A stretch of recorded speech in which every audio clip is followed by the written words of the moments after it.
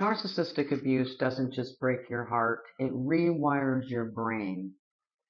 After leaving a narcissistic relationship, many people struggle with making decisions and self-doubt and fear of making mistakes, fear of trusting others, including themselves. And today I'm talking about healing from a narcissistic relationship. Hi, my name is Michelle. Welcome to our channel, The Freedom Habit. In one of my other videos, I had mentioned being in a narcissistic relationship decades ago. And, I think there's some things I wanted to add to that video. First of all, I want to let everyone know, you know, being in a narcissistic relationship isn't just, it's not just a romantic relationship. This can be a friendship. This could be parents, siblings. I'm talking about any kind of narcissistic relationship. My example was someone I had dated for a year and a half, and so it was a romantic relationship. And I didn't realize, I gotta tell you, I did not realize the after effects that this relationship had on me for many years, the effects, and it really does rewire your brain.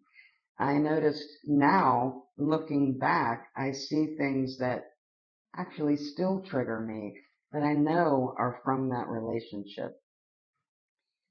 That narcissistic relationship I was in, I just want to give you a couple of examples of the things that I went through. At the time I was going through custody issues with my ex-husband, and I would have to go into court. And a lot of times my attorney wouldn't be able to make it. So I would have to defend myself in court. And I got kind of used to that. And, so we were going through working out our custody and child support and things of that nature. And it had gotten a little bit tumultuous, uh, with my ex-husband. And I think that that was really the plan of my narcissistic boyfriend. That was his plan to, make waves between my ex-husband and I as we were going through this child custody hearing. And one time I had gone into court anyway, and I had left court, and I was very excited because we had worked some things out, some times and, child support. And anyway, I left. I was very excited with the progress that was made. So on my way back to work, my boyfriend had called me and asked me how court went, and I was very excited telling him about it. And literally, he starts telling me how stupid I was, how he can't believe that I gave in and that, the decisions I made were all wrong. And how could I do that? I'm so stupid. I'm so dumb. And it was constant. 20 minutes back to the office from the courthouse. I listened to this man berate me. And when I got back to my office, there was an email from him to do more of the same. And this is the vicious cycle that I found myself in. And I know that there's many out there, many of you who can relate to what I'm talking about. So yeah, I just want to encourage you, when you do get out of this relationship, just kind of take a look at a look at yourself and the things that you're thinking and feeling, and start to just really start to have compassion for yourself once again. I think one of the main things was the gaslighting, constantly being told I was overreacting to things and questioning myself. And I still do that. And that is one thing I'm definitely working on, is second guessing myself, doubting myself when it comes to decisions that I'm making. I'm so used to making a decision and being told that it was wrong and that this person would have done it this way. And sometimes that's still in the back of my head. I still hear that voice. So, yeah, those are some things that can really stick with you even after you get out of the narcissistic relationship. And this happens because when we are in a relationship like this and we're being controlled because that's really what the narcissist wants to do, is control the relationship, control you. It helps feed their ego and their self-confidence. So what they do is they gaslight, and when they gaslight, we end up not trusting. We don't trust ourselves anymore, and we begin to question our self-worth. And this is something you can easily get caught up into. One of the things I had mentioned in my last video is a profound moment for me, is when I realized, just walking down the street, I kept my head down. I wouldn't look at anyone in the eye.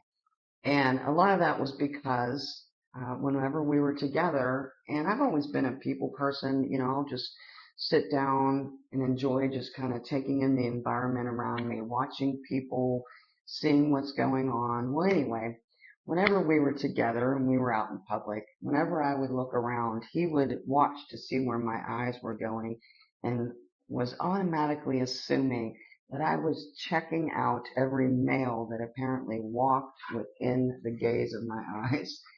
So, yeah, that was always a big argument with us. And, after a while, I just kept my head down and I didn't look anyone in the eye anymore. And that is so, when I look back on that, that is so strange that I did that. But yeah, I realized that, and I knew it was time to get out of the relationship. One of the things I was reading is that it's actually easier for someone who has a parent who might be a narcissist. Like, we tend to gravitate towards relationships that reflect relationships we had with our parents growing up. So it's just something to think about. If you had a parent who was made a lot of the decisions for you, was overprotective, overbearing, maybe controlling, maybe a little narcissistic, then it's actually easier for you to get into a relationship like that. And it takes a little bit longer for you to realize just how much damage that relationship is doing to your subconscious. I thought that was interesting.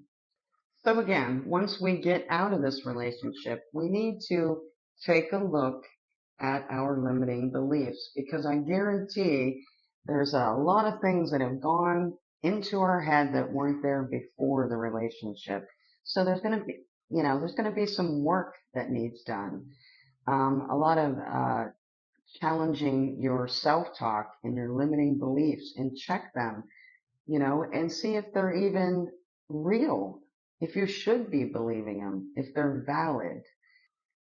One of the things we can do is start by making small decisions. I imagine in your narcissistic relationship, you weren't allowed to make a lot of the decisions, as I wasn't. So now I consider small things wins, like choosing the meal I want to eat, the outfit I'm going to wear, where I'm going, what time I'll be back. I mean, these sound like insignificant things, but when you're in a relationship like that, they actually turn into huge issues.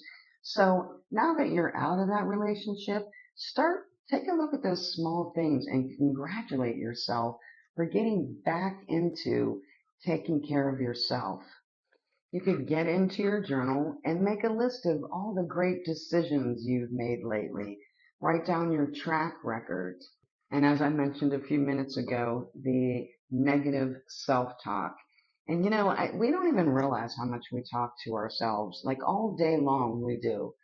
Especially like if we're by ourselves, maybe at work or driving, and we're, subconsciously thinking about something, we'll talk to ourselves and not even realize the things that we say to ourselves. So try to be aware of the things that you're telling yourself and reframe them. Start to put some really positive thoughts back into your programming. You would be surprised at the difference this is going to make for you. I mean, have some things ready. Narcissistic abuse tries to make you feel like you're weak. But by leaving and healing, it just proves how strong you are. So give yourself a pat on the back for recognizing it, getting out of it, and finding yourself again. So I hope I've given you some tips today about surviving and healing from a narcissistic relationship. I appreciate you spending time with me today. Have a great day.